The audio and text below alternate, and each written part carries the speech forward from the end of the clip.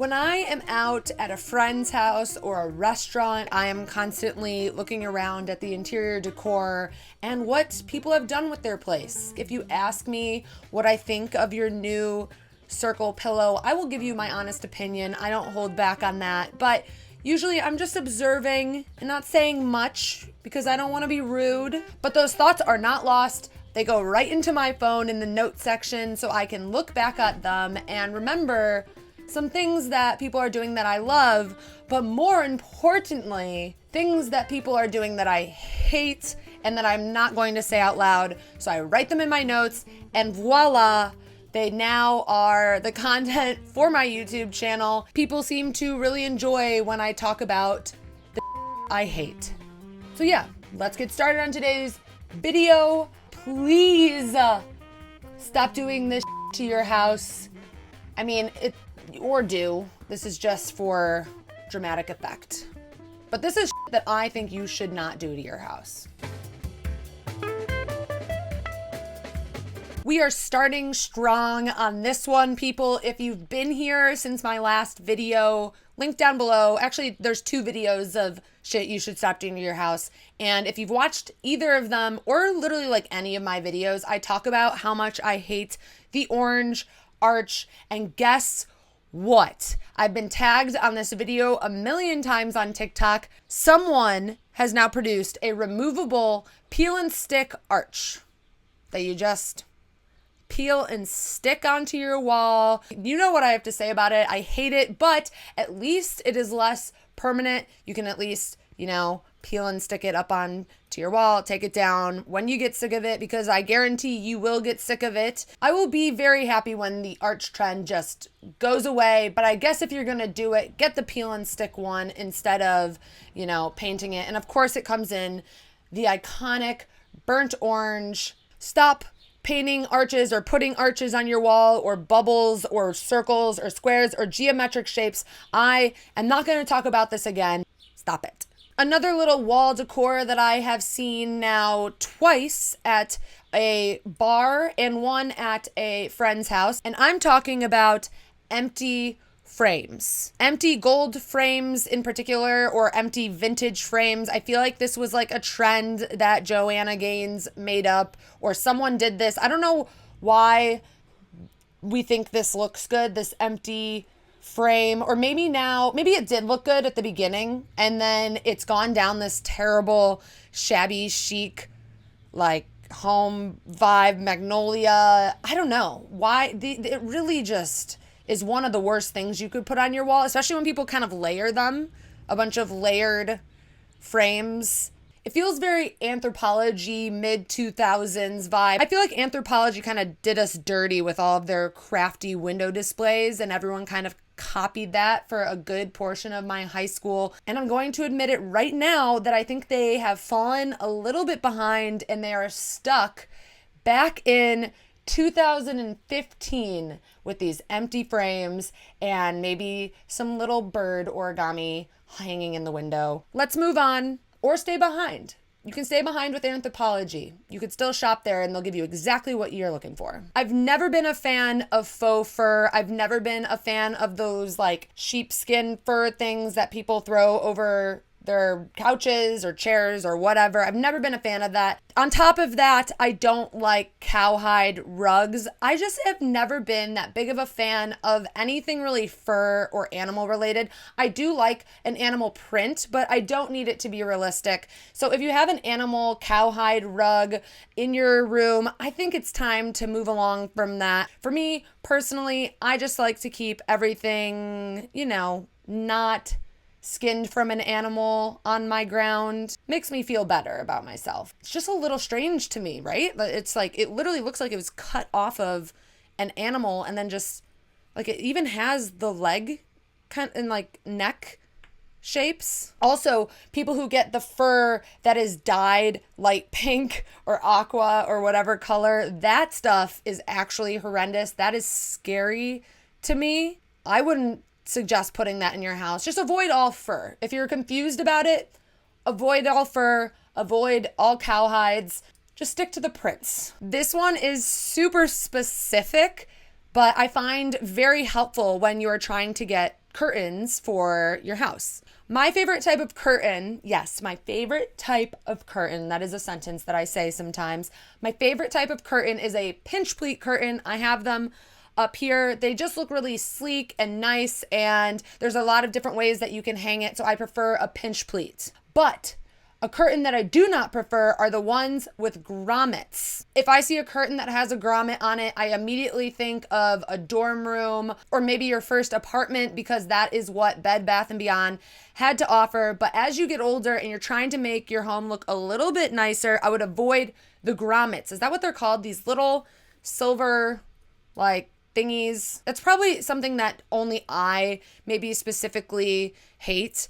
But I guess if you're shopping for curtains, look for anything else than the grommet. Look for the pinch pleat, or look for ones that are just fabric that you can kind of slide through the pole. So many other options. Avoid grommets. There's a reason that they are so cheap. Another really random thing that is just personal for me, and maybe this will change. I've kind of been debating about this one. I've been asking some of my friends, being like, is this something I hate? And it is. I've decided this is something that I do indeed hate. Maybe not with a passion, but yeah, you don't need it. And that is an outdoor rug. I feel that outdoor rugs are all very cheesy and unnecessary, and they build up dirt, and it's just a touch that I feel like is not necessary. I get it. It maybe makes your space feel a little bit more cohesive or warm or inviting, but not really. I'd rather see the wood on your deck or the stones on your patio, or I'd rather even see concrete, to be honest. I'd rather see anything else but an outdoor rug. If you have one, fine. Just feels like it was an unnecessary purchase, a waste of money, and just makes your outdoor space feel more cluttered. And in the end, you want everything to feel nice and natural outside, and I don't know why rugs are now a thing. This one also is very specific and random, and I know sometimes you kind of have to have this item depending on your space, and I'm talking about having a bench at your kitchen table. I think this is just another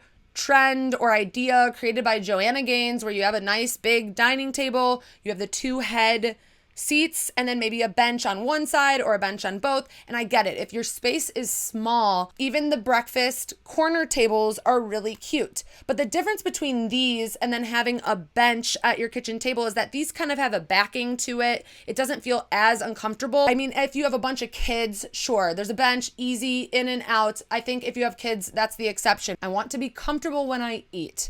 I want to sit down at my table with my laptop, watching a YouTube video on my chair, no one talk to me. I want the full viewing and eating and comfortability experience. And in order to do so, I just need a chair. Let's talk about your shelves. Let's talk about your cabinets, your entry tables, your credenzas, and your consoles. What's on them? Is it mass-produced little shelf accessories like this? West Elm, CB2, Restoration Hardware, Wayfair, Home Goods, everyone came out with the weirdest little shelf accessories, like little stones that are on a stick. Little stone on a stick. Or maybe one of these little things. Let's collect, let's thrift, let's antique. We don't need to buy this weird little half-cut stone bookend thing or this weird figurine from World's Market. We can avoid that. And I guess it maybe looked good at a time, but I think we're now moving into the era of adding in more personal items. Everyone is learning about antiquing and thrifting and going to Goodwill. Call up your grandma and ask her if you can dig through her basement. I guarantee you'll find something cool. You'll find like a little chest or something, a vintage little box. Call up your parents. They might have some cool stuff too. Old picture frames. Sure. Throw them up there. Anything but a CB2 sculpture. Please and thank you and goodbye. It's not goodbye. I have one more thing to talk about of something you should not do to your house. And I'm going to call out someone really quickly, and we'll see if she's actually watching my video. And that is my mom. Hi, Susan. Hello, Susan. It's your daughter. I'm about to call you out on a design thing that I feel like I'm constantly calling you out for, and I'm sorry. My mom really does have great taste, and we love to thrift and antique together, but something that we really disagree on are accent colors.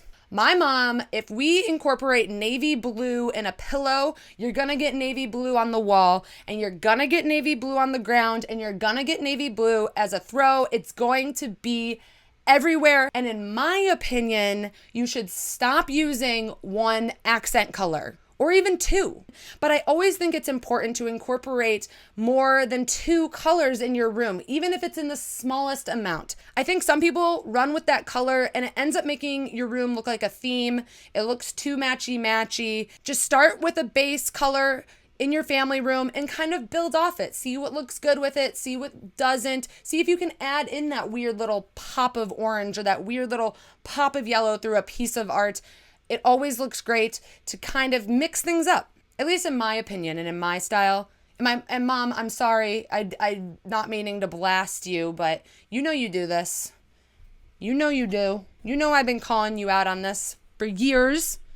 She does have great style, but she does love an accent color. I will tell you that. So stop doing that to your house. Okay. She's very tired, so I brought her up on her bed.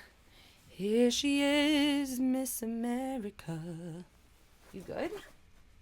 Oh, be careful. She's in her little summer scarf. You want to know something naughty she did the other day? Well, in my previous video, I talked about how she pees all over my couch and my rug, and I'm literally gonna have to get rid of both of them when I move, sadly. The things I do for you. But instead of peeing on my sofa, she peed on my boyfriend's lap.